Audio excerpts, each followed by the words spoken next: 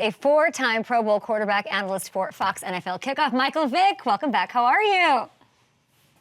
I'm good, Kay. How you doing? Good to see you. It's great to see you. Always fun to check in. It's like always sort of a crazy thing to just watch you and Deshaun Jackson talk about what it used to be like and what's going on. What's like the thing that sticks out to you the most through 2 weeks of NFL season so far?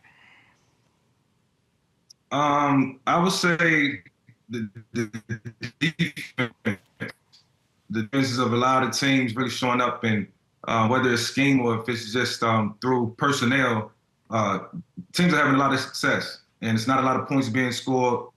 It's only a couple teams who scored over 30 points, and I think that was New Orleans 2 weeks back to back. So other than that, it hasn't really been a lot of offensive production. We seen Kansas City and Cincinnati have a good one the other night. I think it was 26-25 or something like that, but it's just not a lot of explosive plays happening right now. Yeah, maybe it's the preseason, maybe it's something, but you mentioned that game. So it was Falcons-Eagles, Kirk Cousins. I got the Eagle side from Deshaun, so you're perfect to talk the ATL side. Kirk Cousins drives down the field. He gets the game-winning touchdown. You said before week 2, I was listening to you on Fox, if the offense didn't get better quickly, we will see Michael Penix real soon. What does that win and a final drive like that mean for Kirk Cousins? One, I think it's solidified who Kirk Cousins really is. He's truly a reliable quarterback, understands the game and know how to play the game at a high level, especially when he got talent around him. And, I thought about what I said, after the show, and I felt like it was a valid point because, Atlanta's in win now mode, and they brought Kirk in to win. Not to say that he was supposed to just beat Pittsburgh to, just make them look ridiculous and knock them off. Pittsburgh got a good defense, so you got to give Mike Tomlin credit. That's always a staple of what they do.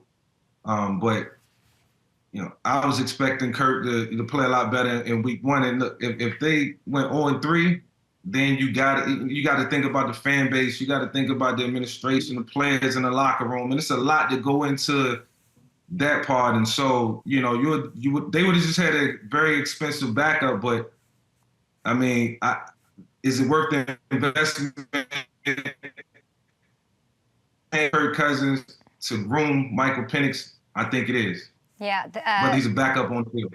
It's sort of a perfect situation. I saw like this great footage of Penix watching Kirk operate, and that's what I want for him. I want him to be able to develop and sit. Like very few quarterbacks get to do that anymore, and then you kind of see what happens around the league with some of these young quarterbacks developmentally, and they can't get it back, and a lot of them don't get the second chance in a better system, like we're seeing with Sam Darnold up in Minnesota. The Falcons, they got Patty on Sunday night. They got Andy on Sunday night. Yeah, it's going to be another good one, another game that I get to watch and feel good about whatever the outcome. But yeah, man, I just think Kansas City got to be ready because if you watch the game closely the other night, Philadelphia Eagles defense, they played really well and offense played good, but the Atlanta Falcons defense, man, they played really, really well. A.J. Terrell, Matt Judon, those guys, what I'm saying? They really got something going with Jesse Bates on the back end. They're really figuring out ways to make it disruptive for opposing offenses. And so I think Kansas City, Andy's always going to be able to dial something up and put something together. There's no doubt about that. So the Falcons defense got to be on their P's and Q's. But man, the Chiefs-Falcons matchup, man, it's going to be one to watch. It's a great matchup on Sunday night. Do you think the Falcons can pull off the upset? I think they can pull off the upset if Kirk Cousins come to play, limit the turnovers. I think the defense is going to be there, but you just never know what you're going to get with Patrick Mahomes. There's always going to be some moments where he's going to shine, a lot of moments where he's going to shine and do what he's supposed to do. Other than that, it's all about the Falcons staying the course, taking advantage of the home field advantage and trying to find ways to score early and often. I think that's their best opportunity. Can't get down, got to come out and start fast. A lot of people do their job on TV on Sunday, Monday, whenever they're doing it on the radio, and they finish and they're just on to the next. I love hearing that you left Fox after making those Penix comments and you were thinking about it. That you're thoughtful. And I think a lot of that comes from you empathize, you can commiserate, you know what it's like. First overall pick, Michael Vick.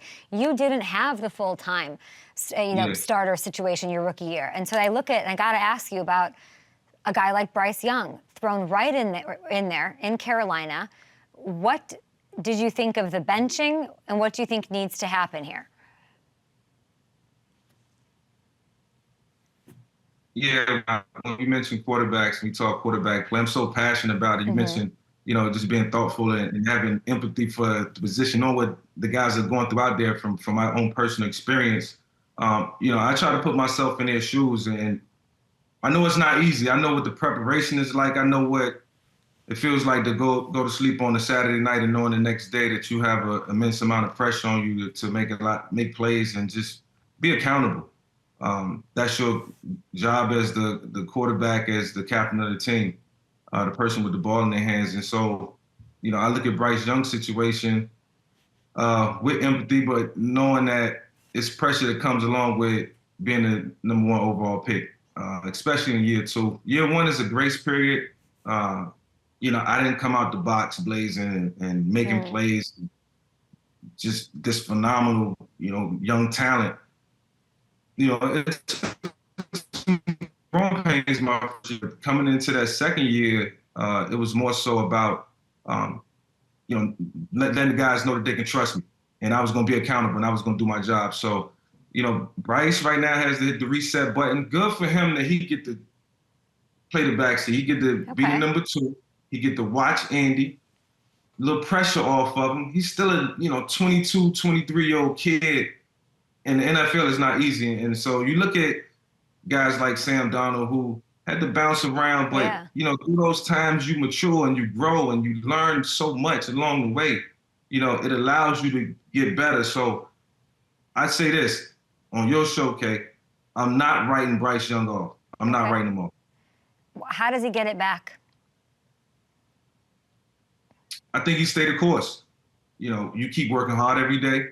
You show up, you ask questions, you be assertive, you be attentive, continue to take on that leadership role and show, look, I'm growing. As I continue to grow and mature as a quarterback, the next time I step on that field, you can count on me. And this is the cool part about this. It can be 6 weeks from now. It can be 10 weeks from now. You get a chance to show us that, look, man, I've learned, I've matured, work on my body, I've got stronger. Because that's the one thing when I seen Bryce Young, it concerned me. I seen a couple quarterbacks over the years, and I size them up, and I look at their stature because I know what they're about to go through, and so I can determine really quickly if they're gonna have instant success or if they're gonna be able to sustain from a physical standpoint.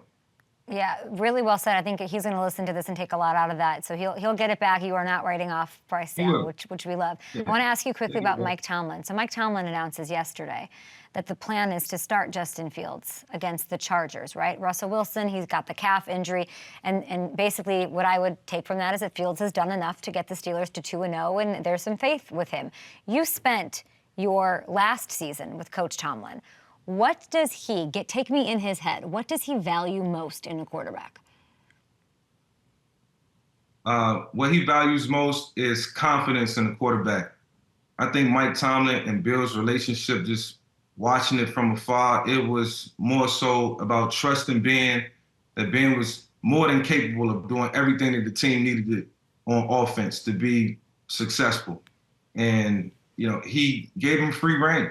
And that's because Ben was a great quarterback. Ben was exceptional. Like, to me, first ballot Hall of Famer all day. I mean, I witnessed it. I heard it.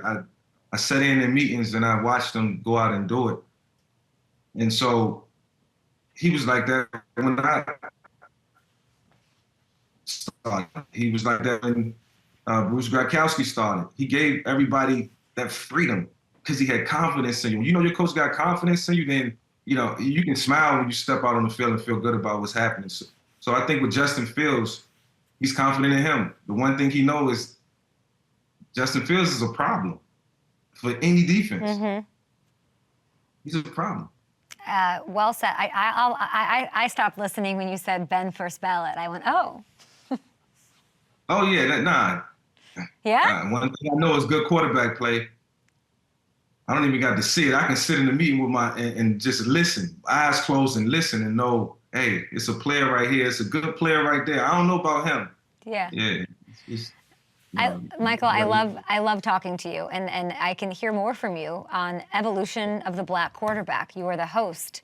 It's a documentary. It's a series, and it premieres on Prime Video. Hey, congratulations on this. Amazing. It's September 24th, when everybody can watch it. Why was it important for you to get this story told? Yeah, it was, always a conversation with me and my wife. She's always around when people come up and say, yo, you're the greatest dual threat quarterback ever. And I used to always be like, well, did you see such and such? And have you heard of Donovan? And have you heard of Charlie Ward? You know, I've always found myself explaining why I wasn't the guy who created this dual threat, situation. And so, people would be like, well, then who? And my wife, she's into production, and like, you should just make a story out of it. You should go try to find these guys and get their perspectives and let people see what, this transition and journey was all about. And, my journey to playing quarterback was really, really tough, which I explained in this series, because of, the black quarterbacks, when I was growing up. So I was always feeling like I was playing quarterback to only be, moved to a different position. And so it didn't happen.